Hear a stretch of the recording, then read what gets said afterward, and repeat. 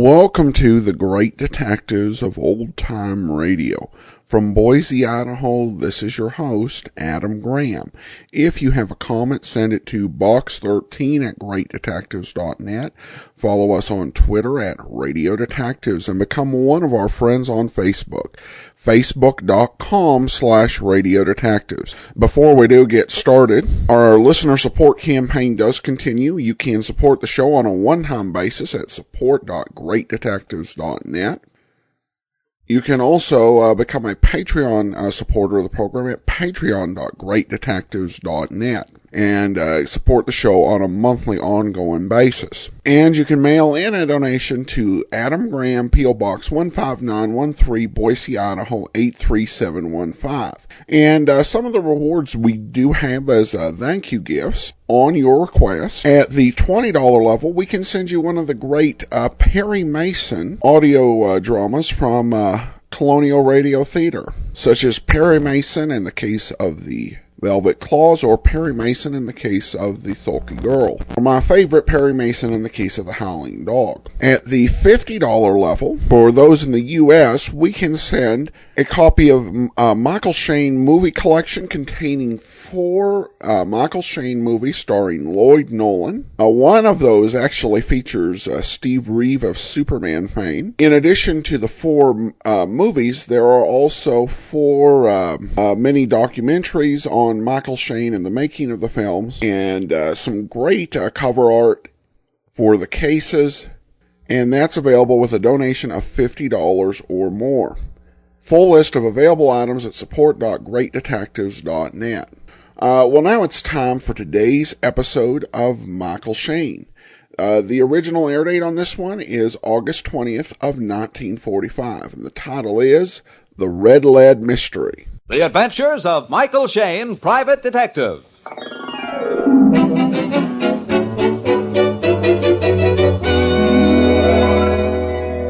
The people who make 76 gasoline and Triton Motor Oil, Union Oil Company, present The Adventures of Michael Shayne, Private Detective, starring Wally Maher and Kathy Lewis.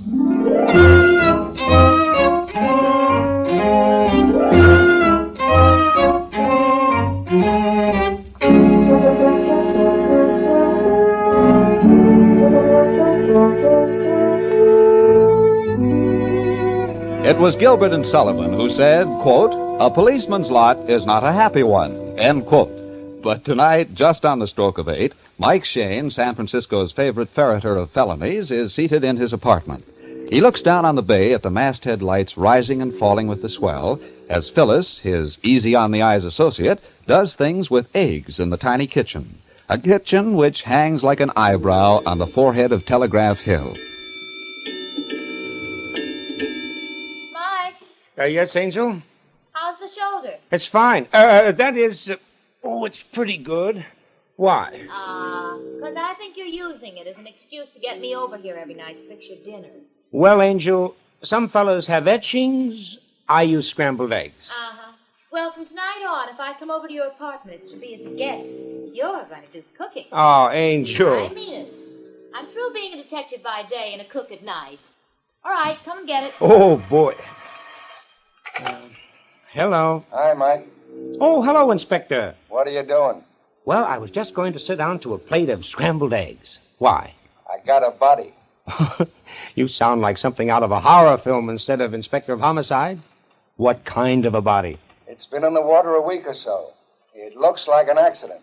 Autopsy surgeon seems to think it was an accident. Sergeant here says it was an accident, but... You think it's murder? Could be, Mike. Where are you? You know where Oleum is? Right on San Pablo Bay? Yes? I'll have the police boat pick you up at the jetty. Oh, swell. The sergeant will pick you up as fast as he can get there. Well, give me 2 more seconds. 2 more seconds? Yes, Inspector. 1 second for each egg.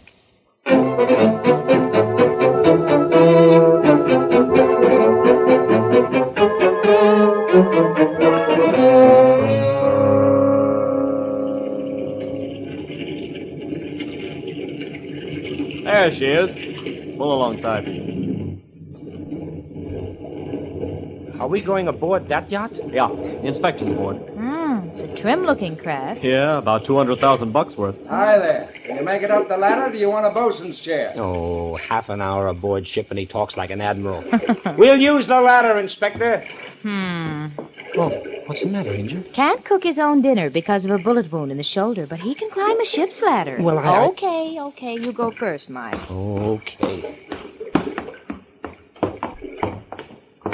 Well, kid, you made good time. Mm-hmm. Sergeant brought us up the bay as if he knew every wave. He does. Born and raised at San Rafael. Well, where's the body? On the engine room hatch. Mm-hmm. Any wounds? One blow on the head, which could have been made if he had fallen off the rocks. Water in the lungs? Yeah, Phil. Oh, so he was alive when he hit the water.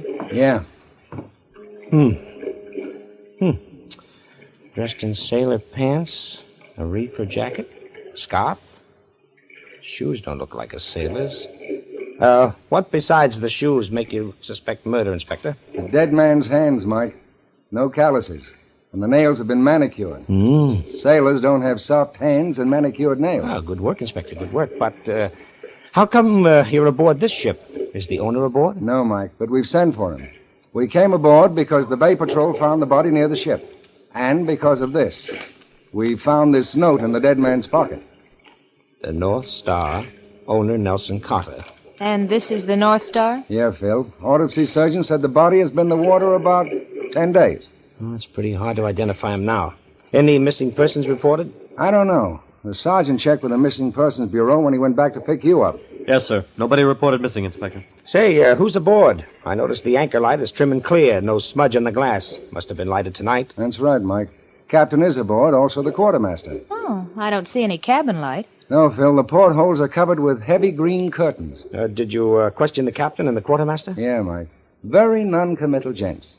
Said they didn't know the dead man. Never seen him before. Didn't know anything about him, and then they both retired to their cabins. Well, that's a little suspicious, don't you think? Not particularly. Well, most people are inquisitive, Inspector, especially about anything that smells of murder. Inspector, did you search the ship? Yeah, they're doing quite a bit of repair work. Huh? Placing all the paneling in the stateroom and so on. Oh, Inspector, did you take a look at the ship's log? No. After all, Mike, we really haven't anything definite to go on, not even a legitimate reason to suspect murder. I think we have. Well, so do I. Otherwise, I wouldn't have sent for you. But to try and tie the murder up with the captain or with the ship even. But I do tie it up with the ship, in a way. What do you mean, Mike? Point number one. We're agreed that this dead man isn't a sailor because of his hands. Agreed. Point number two. We think that these sailors' clothes aren't his clothes, all except the shoes. Oh, yes, Mike, but I still don't see how Dead men can't change clothes, Angel. So that suggests violence. Now, take a look at the inside of that right trouser leg. You see that smear of orangey red? Yeah, Mike. So what? Well, that was made by red lead.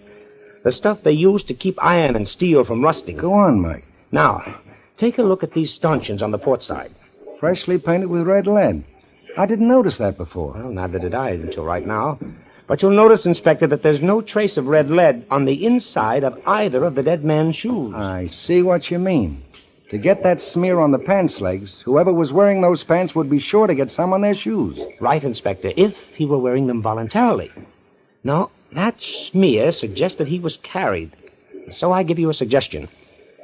The murdered man was stripped of his own clothes, then these sailors' clothes were slipped on him, and he was dumped into the bay. And these sailors' clothes came from this ship? Yes, Inspector, yes, these clothes are from this ship.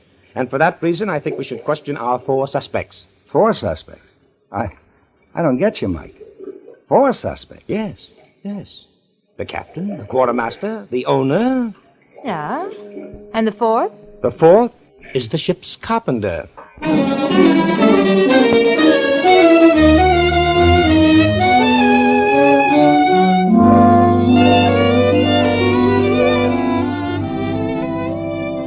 In just a moment, we'll rejoin Mike and Phyllis in their adventures. Ladies and gentlemen, here's the news you've all been waiting for. Post-war gasoline is here.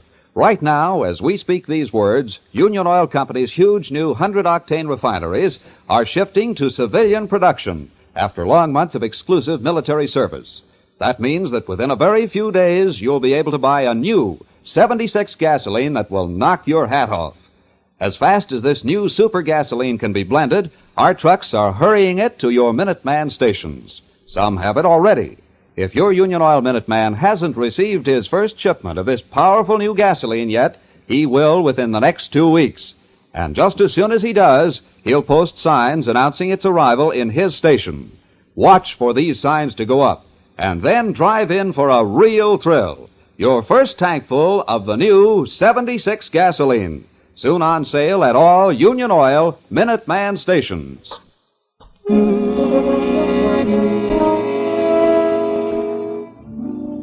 Mike, Phyllis, and the inspector are still aboard the yacht North Star. The dead man's body still lies on the engine room hatch as Mike knocks on the captain's cabin door. What do you want? This is the inspector of homicide. I'd like to talk to you again. Well, I won't say glad to see you because I'm not.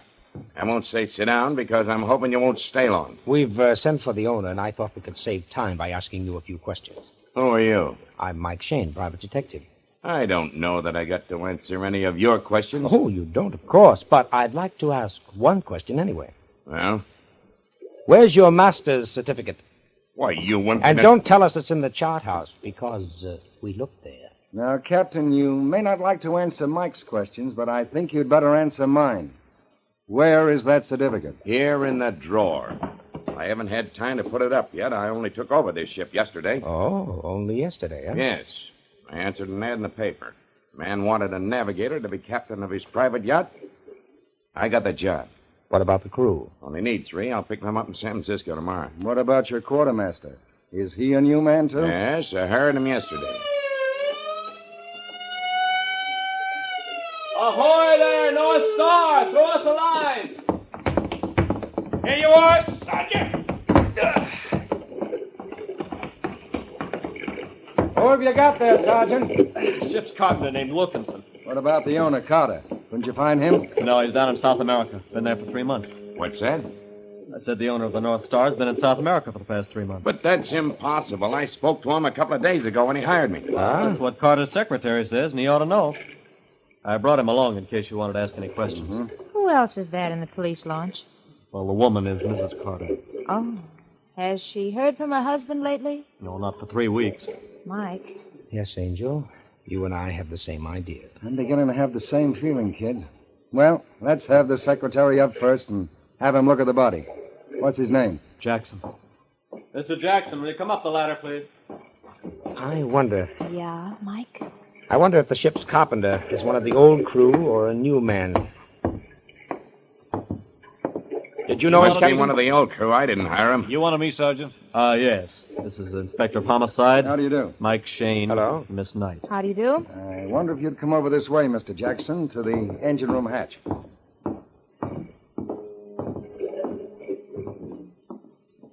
Okay, Sergeant.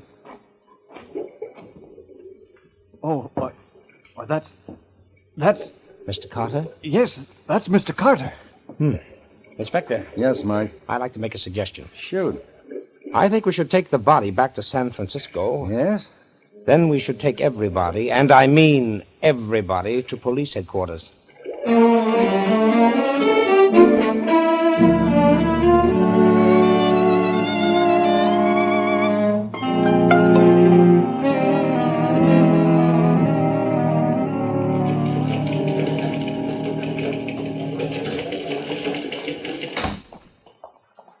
Sit down, Mr. Wright. You're carpenter on the North Star. Yes, sir. Tell me, how long since you were aboard? Well, nigh 3 months, sir. Not since Mr. Carter left. Is that right? That's right, miss. Mm-hmm. Now, take a look at this reefer jacket. Hey, that's mine, sir. I left it in me bunk. And these pants? Mine, too. But there wasn't no red lead on 'em when I laid 'em on the bunk. Did Mr. Carter say anything to you about redecorating or repairing the paneling in the staterooms? No, miss, not to me, he didn't. And you think he would have, if that's what he wanted done? I think so. But Mr. Carter was always one to be full of surprises. He could have done it without saying anything to me. You don't know of any reason why anyone should want to kill him? Not me, sir. I didn't know anything about his private life, only as the owner of the North Star. Did he and his wife use the North Star much? Oh, yes, quite a bit. Sailed a couple of times to Hawaii with her, lots of trips to Vancouver, BC. He was in the shipping business, you know. Yeah. Well, Mike, unless you have any more questions... Yes, just one. Where was the North Star anchored the last time you were aboard? She was tied up at her own jetty, 3 miles northeast of Oleum. So she's been moved in the past 3 months. Yes, miss, out into the middle of the bay and about 3 miles south. I see. Well, thanks a lot, Mr. Wright. The sergeant will show you out. And bring in Mrs. Carter, Sergeant. Yes, sir.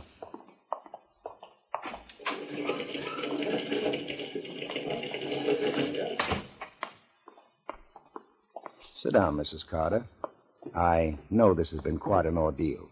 You identified your husband? Yes. We suspect murder, Mrs. Carter. Have you any reason to suspect anyone? No, my husband hadn't an enemy in the world that I know of. You thought he was still in South America? Well, yes, although I haven't had a letter for a month. I used to hear from him regularly every week. I suppose you inherit your husband's property, Mrs. Carter? I suppose I do. Half of it is mine anyway. I inherited it from my mother. Did your husband say anything about repairing or redecorating the paneling in the salons? No. But that reminds me of something. Yes, Mrs. Carter? Well, I heard Mr. Jackson talking to someone on the phone the other day about paneling. I didn't know what he was talking about, but then I paid very little attention to my husband's business. I see. And you can't help us anymore? I'm sorry, but I'm afraid not. If I think of anything, I'll call you, Inspector. Thank you. The sergeant will show you out. Bring in the captain, Sergeant. Yes, sir. We may be out to call on you, Mrs. Carter. It might be necessary to search your husband's papers. Certainly, Mr. Shayne.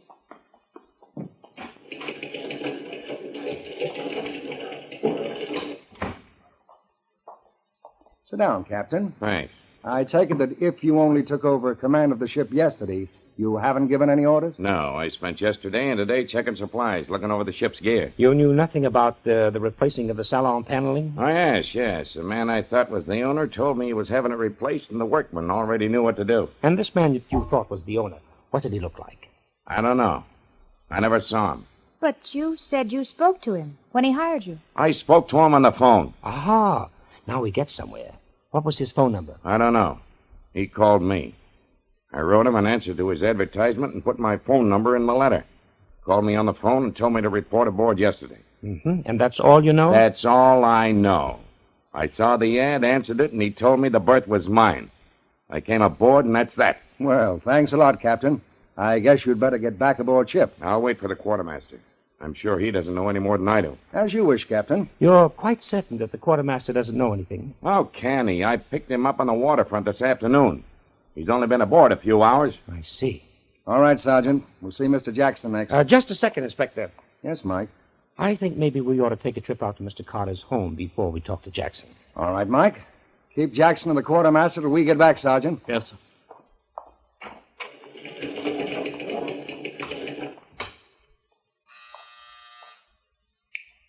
Yes, Inspector. Get out into the corridor and see if the captain and Jackson or the quartermaster get to talking. Right, Inspector. Attaboy, Inspector. Are you serious about going out to Carter's place? Well, yes, honey. Why? Well, I've been following your advice, Mike. Yes, Angel? I've been listening to the tone of these voices. Mm-hmm. Yes? And I think the captain is lying. Or at least not telling the whole truth. Why, Phil? Well, he said he hadn't given any orders since he went aboard. That's right. Yeah. He said he'd been checking stores and looking over the ship's gear, but... Well, then why who painted the stanchions with red lead? The captain? Those stanchions were still damp.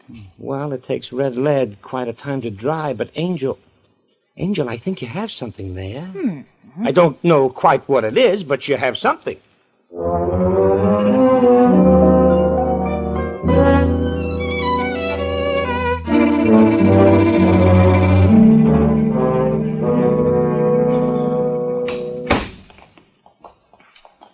Thanks, Mrs. Carter, for waiting up for us. Oh, not at all. Naturally, I'm anxious to do anything I can to help find my husband's murderer. I'm afraid I hardly realize he's dead. Yes, there isn't much we can say, Mrs. Carter, except that we'll get his murderer if anybody can. This was my husband's office, his home office. Mm-hmm. Mr. Jackson always worked here when my husband was out of town. Mm-hmm. Well, we'd better check the desk first. Phil, you take the straw, Inspector. I don't know anything about shipping schedules. Well, This belongs to the ship, too. Say, Mike. Phil. Yeah? What is it? Here's the North Star's clearance to leave her jetty on the An anchor in the bay. Dated the 26th of last month. Well, it might mean something. We'll remember that. Hey, what have you got there, Mike? Well, something not quite on the up and up, I think. In the fireplace there? Uh-huh. Yeah. Burned envelopes and letters. Here, Inspector. Yeah. Here, if that isn't part of a Panama stamp, Panama? then I don't... That's where my husband was when I last heard from him. Well, this was mailed the 21st. Airmail. The last I received was the 18th. Mailed the 21st, and the North Star changed her moorings on the 26th. Yes, Angel, yes. Just time to receive this letter and change the ship's moorings. Does that mean something? It depends, Mrs. Carter. It depends. Inspector. Yeah, Mike? I think we should pay a visit to the North Star's jetty, 3 miles northeast of Oleum, as I remember it.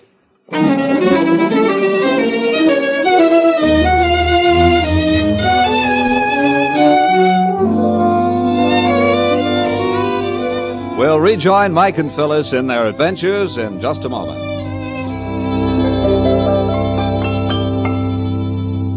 Ladies and gentlemen, for the benefit of those who may have tuned in late, we are repeating the announcement made earlier in the program. Post-war gasoline is here. Union Oil Company's huge new 100-octane refineries have been shifted to civilian production after long months of exclusive military service.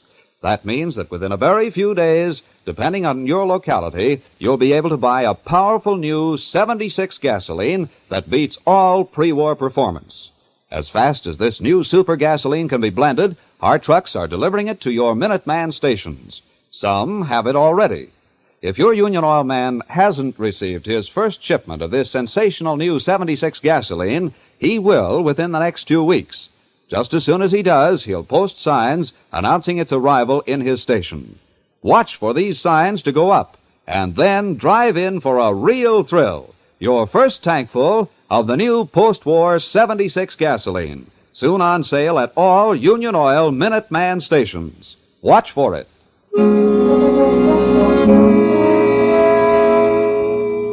Mike, Phyllis, and the inspector are facing one of their most baffling mysteries. A murder with apparently no motive and no clues.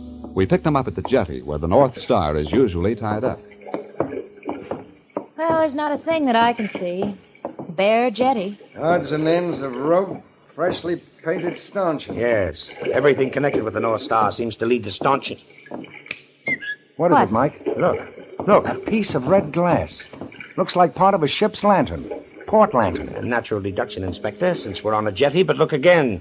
Then look at the railing here. A long scratch with paint rubbed into it. Yeah. A scratch made by an automobile bumper and rear fender. Yes. When the car was backed up to turn around, whoever was driving scuffed along the rail and broke this tail lamp glass. Sergeant. Yeah, Mike. Check with Mrs. Carter's car, Jackson's car, and the captain's if he has one. Yes, sir. Mike. But first get hold of Chips. Chips? The ship's carpenter, Mr. Wright. Oh. Get hold of him and tell him to meet us aboard the North Star as quickly as possible. Yeah. And then? And then bring everybody back out to the ship, but not before you've checked all the automobiles. Yeah, Mike. And what's our move, Mike? Back aboard the North Star and lay a trap for a murderer.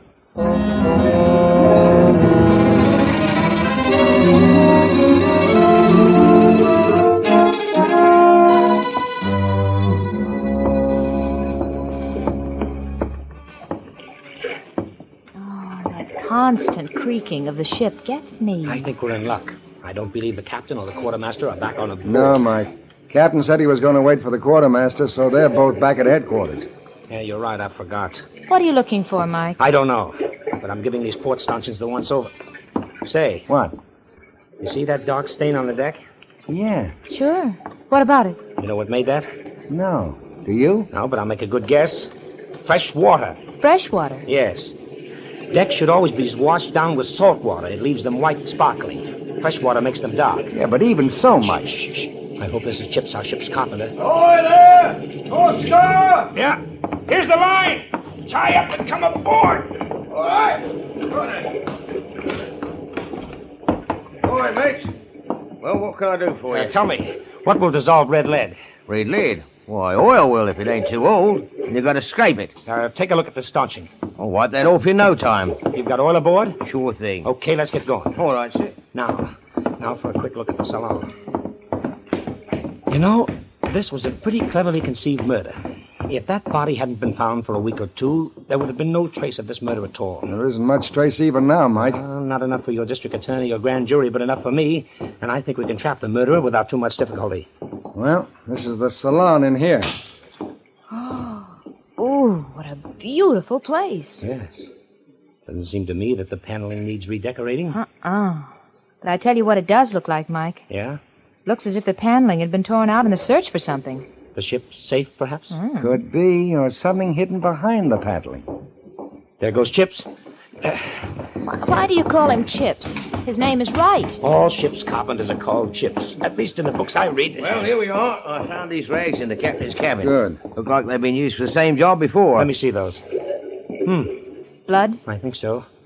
Here, use this one. All right, sir. This is going to make a mess of the deck, though. That's all right. All right. Do I hear a boat coming? Yeah, I hear it too, Phil. Hurry, Chips, hurry. Get some more of that red lead off. All right, sir. I'm going like the roaring 40s, I am. That's the stuff. You got it down to the old paint there in spots. Peels right off when it's still soft this way. Ahoy, North Star! Tie up and come aboard, Sergeant. Bring everybody aboard with you. I think this ought to do it. Hey, what's going on there? You'll ruin that deck. I think this deck's already been ruined, Captain. But let that go for a moment. The inspector had you all brought out here to see what we were doing. Yeah, what are you doing? We're taking off the last few layers of red lead that somebody put on this stanchion. Now, would you know who did it? You did it, Captain? You've been aboard 2 days, and this red lead was still soft and wet. Could it have been put on without your knowing about it? Red lead often takes a week to dry. That stanchion hasn't been painted since I came aboard. That stanchion is the clue to this killing. What do you mean? Mr. Carter was killed aboard his own ship. On this ship? He was probably hit on the head with a marlinspike, but that's beside the point.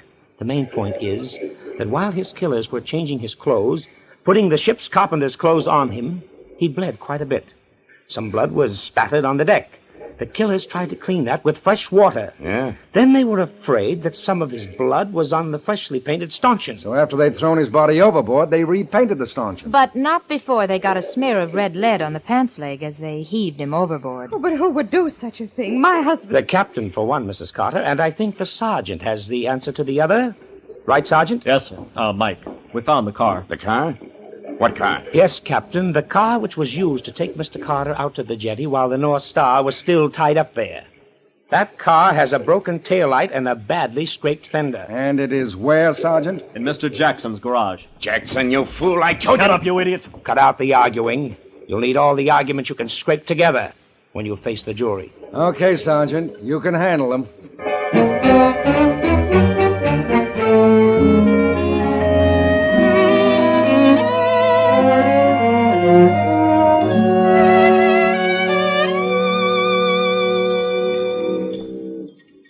This is going to taste good. Nearly 6 in the morning, and I'm hungry. You know, I was afraid that the inspector wasn't going to get a confession from those two, the captain and Jackson. They were tough monkeys. Oh, not so tough, really. They had just spent so much time plotting and carrying out this murder that they couldn't realize they were trapped. Oh, such a senseless murder, too, Mike. All murders are senseless, honey. But I don't think they started out with the idea of murder in mind.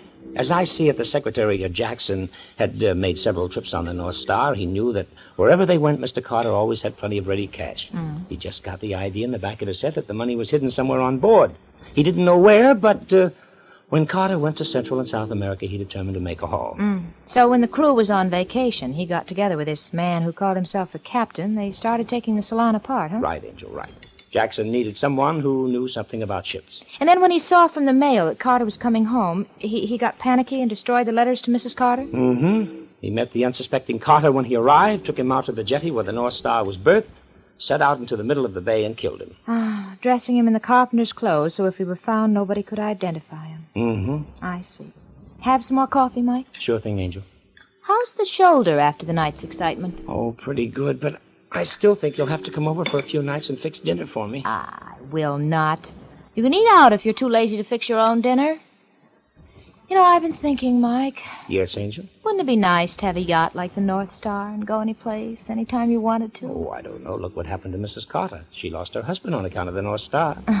Of course, darling. I don't have a husband. Well, don't give up hope, Angel. Now, if you were to fix my dinners for the next few weeks... Mike Shayne, I believe that's all you think about in a wife, a good cook. Oh, no, Angel, not quite. But being a good cook is a good recommendation.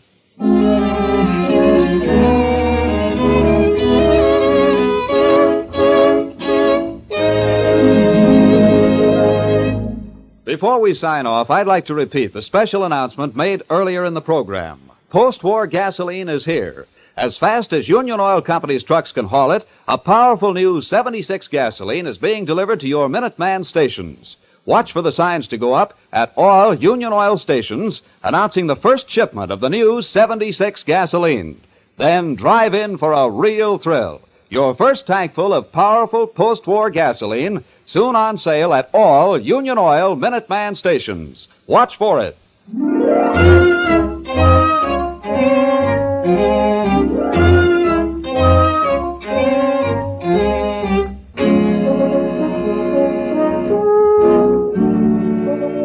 Tune in again next week at 8 o'clock for another adventure with Michael Shayne, Private Detective, starring Wally Maher and Kathy Lewis, with Joe Forte as the inspector. Written and produced by David Taylor, tonight's story was based on the character created by Britt Halliday. Music was composed and directed by Charles Dant. This is John Lang saying goodnight for the people who make 76 gasoline and Triton Motor Oil. Union Oil Company.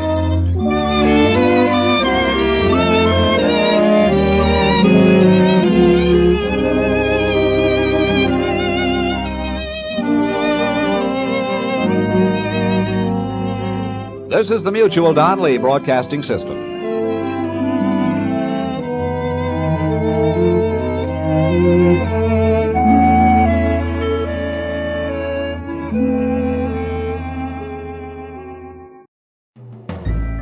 This is Andrea J. Graham, author of the Web Surfer series. Oh, and a Madam's Wife.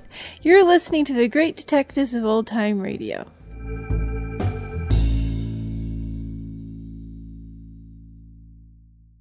Welcome back. Well, an interesting setup, and I have to admit, this is one of the, the one thing about Michael Shayne is, at least in this version, is probably one of the most unique relationships with the police, as he operates an actual firm, but keeps getting called in to solve, whatever miscellaneous case and miscellaneous body that Farraday happens to find. At any rate, we do turn now to some listener comments and feedback, and we start with this from Wayne, who says, Adam, I love your podcast. I listen to them from work an hour each way. My favorite is definitely Johnny Dollar. However, I also enjoy Michael Shayne. My question for you is that in the television show, his secretary is Lucy. Why did they change from the radio character Phyllis Knight? Well, that's a good... If you read the later books, he did indeed have a secretary named Lucy. However, in the original books, he was married to a woman named Phyllis. However, when the character of Michael Shayne was picked up for movie rights, it was stated by the studios that he couldn't be married in the movies. And Britt Halliday, in order to make the character match, basically went in the books and he killed off Shayne's wife, Phyllis, so that they could match. So Michael Shayne's supporting cast would change quite a bit. Then we also have this email from Alan, who writes in about his donation, and he mentions that even prior to donating, he had bought 12 to 14 airline tickets to JohnnyDollarAir.com, and definitely appreciate that. That helps as well. And this week, while listening to episode 314, Sherlock Holmes, I heard your commentary on the then new BBC Sherlock show, and it didn't sound like you were particularly impressed with the first show. Maybe you commented again on an episode I haven't listened to yet. I'm curious how you feel about the show today. I enjoy Sherlock, but I wouldn't describe myself as a big fan. Keep those little tidbits and trivia coming, sir. I get a kick from catching little things. It was an episode of Let George Do It, I think, where the police character said a body George had reported finding pulled a Harvey, and then when the body disappeared. Another episode of the show had George saying that the room smelled like preem. Well, thanks so much, Alan. In terms of my thoughts on Sherlock, it's kind of an up and down thing. Once you accept the premise of Sherlock, that it's Sherlock Holmes if the character had been born in the 21st century, or had, come of age in the 21st century, I think more accurately. The show does work, but it's worked for me kind of off and on. I like Series 1 in total. Series 2 was a bit more of a mixed bag. Then I really did enjoy Series 3 and how they developed Sherlock in that one. And then there was the Christmas special, which I'm still doing my best to forget. That one was just horrendous. And as I think that after that is when I started getting into Doctor Who and watching all the stuff. And a lot of the things that Moffat did on Doctor Who in terms of thinking he was clever when he just wasn't playing straight with the audience, kind of happened on Sherlock as well, I think in Series 2 and Series 4. I reviewed, I think, all 3 series and the special. I was also, when I saw people recommended I check out Elementary when it came out, I was kind of unimpressed with that series. But I've recently started streaming through it on Hulu, and it is actually fairly good for what it is. The important thing to consider is that it's not Sherlock Holmes, at least not in any sort of traditional sense. I mean, they'll try and include homages to Holmes, but it's just too different. It's more like Monk than it is Sherlock Holmes. Speaking of something which is Sherlock Holmes, and thanks for the email, Alan, we do have some Sherlock Holmes thank you gifts just added. At the $50 level, we can send you one of 2 of Roger Llewellyn's one-man plays. He has gone all over the English-speaking world, doing these one-man plays as Sherlock Holmes. And if you haven't had a chance to go and see a performance, or if you did and would like to have it for posterity, you can pick up one of these plays for $50 or more. There's The Last Act, which is a little bit more tragic, and The Death and the Life, which is a little more light. So whichever pleases you, and we will send it along with a donation of $50 or more. Big Finish also, we have some of their Sherlock Holmes range. An excellent adaptation of The Hounds of the Baskerville, very faithful.